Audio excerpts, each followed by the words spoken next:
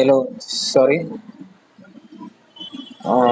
ಅವಾಗಲೇ ಕಟ್ ಆಯ್ತು. ಬಟ್ ಈಗ ಸ್ಟಾರ್ಟ್ ಮಾಡ್ತೀನಿ. ಓಕೆ, ಕೆಲಸ ಉಂಟು ಅದಕ್ಕೆ ಕಟ್ ಆಯ್ತು. ಬಟ್ ಇಲ್ಲಿ ನೋಡ್ಬೋದು, ಆ, ಇಲ್ಲೂ ಕೂಡ ಸೇಮ್ ಇಲ್ಲೂ ಒಂದು ಕೂಡ ಝೋನ್ ಇದೆ. ಬಟ್ ನೋಡ್ಬೋದು ಫಿನ್ಬರ್ ಕ್ಯಾಂಡಲ್ ಫಾರ್ಮ್ ಆಗಿದೆ, ದೆನ್ ಬುಲ್ಲಿಶ್ ಕ್ಯಾಂಡಲ್ ಫಾರ್ಮ್ ಆಗಿದೆ. ನಮ್ಮ ಎಂಟ್ರಿ ಬರುತ್ತೆ ಇಲ್ಲಿ. Okay, position entry S L ತುಂಬಾ ದೂರ ಬರುತ್ತೆ. ಬಟ್ 1:2 ಬೂಮ್ ನೋಡ್ಬೋದು. ಇಲ್ಲಿವರೆಗೂ ಸಪ್ಲೈ ಝೋನ್ ಓಕೆ, ಇದು ತೋರಿಸ್ತೀನಿ ನಿಮ್ಗೆ ಒಂದು ನಿಮಿಷ. ಝೋನ್ಗಳನ್ನ ತೋರಿಸ್ತೀನಿ ಒಂದು ನಿಮಿಷ.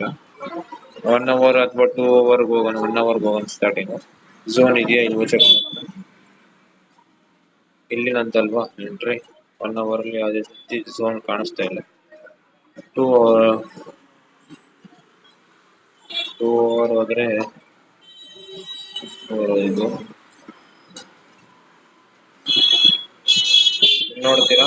ನೋಡಿದ್ರಾ ಇಲ್ಲೇ ಇಲ್ವಾ ಝೋನು?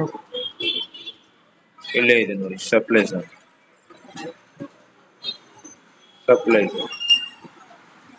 ಓಕೆ,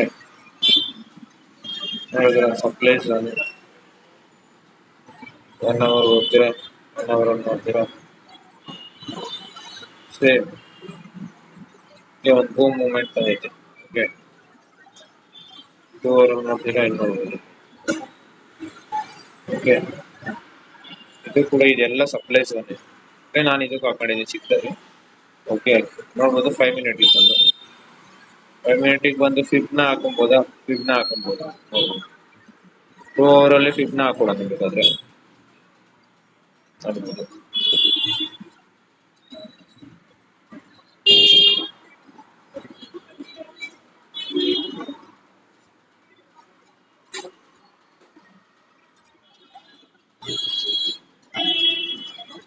ಫಿಬ್ನ ಇಲ್ಲಿಂದ ಇಲ್ಲಿಗೆ ಹಾಕೋತೀರಾ,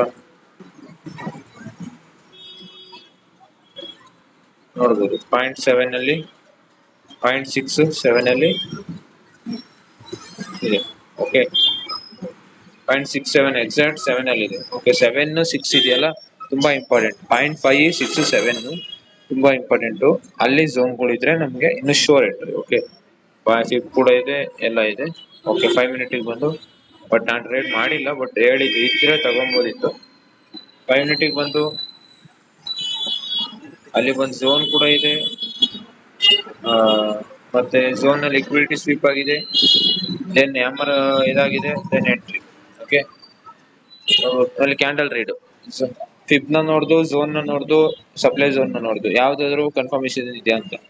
ಇದೆ, ಆಲ್ವೇಸ್ ಝೋನ್ ಇದೆ, ಆಲ್ವೇಸ್ ಸಪ್ಲೈ ಝೋನ್ ಇದೆ, ಮತ್ತೆ ಫಿಬ್ ಇದೆ. ಮತ್ತೆ ಝೋನ್ ನಾವು ಟೆಸ್ಟ್ ಮಾಡಿಲ್ಲ, ಬಟ್ ಇದ್ರೂ ಇರುತ್ತೆ.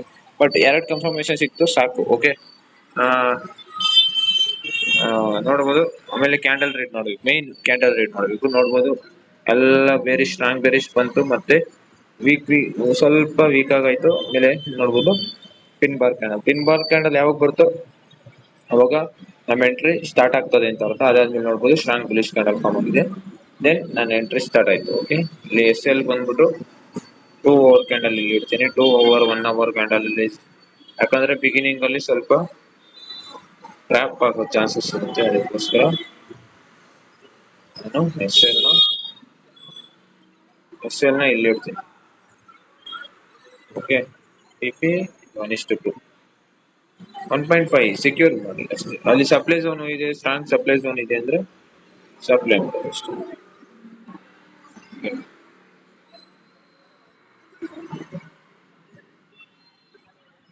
1:1.5 ಹೋಗಿದೆ ಸಾಕು.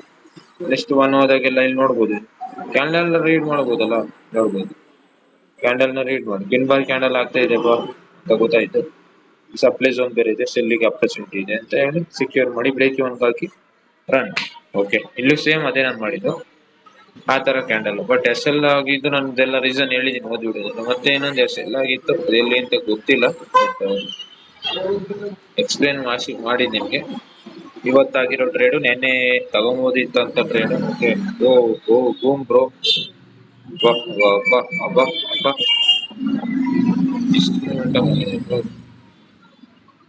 400 ಕ್ಯಾಚ್ ಮಾಡಿದೀವಲ್ಲ ಬ್ರೋ. ಬಟ್ ನಾವು ಕ್ಯಾಚ್ ಮಾಡ್ಲಿಕ್ಕೆ ಆಗಿಲ್ಲ ಅವತ್ತು.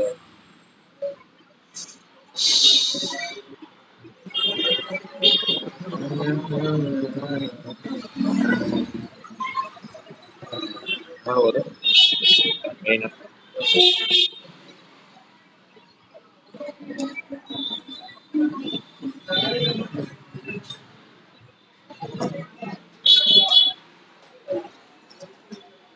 ಓಕೆ,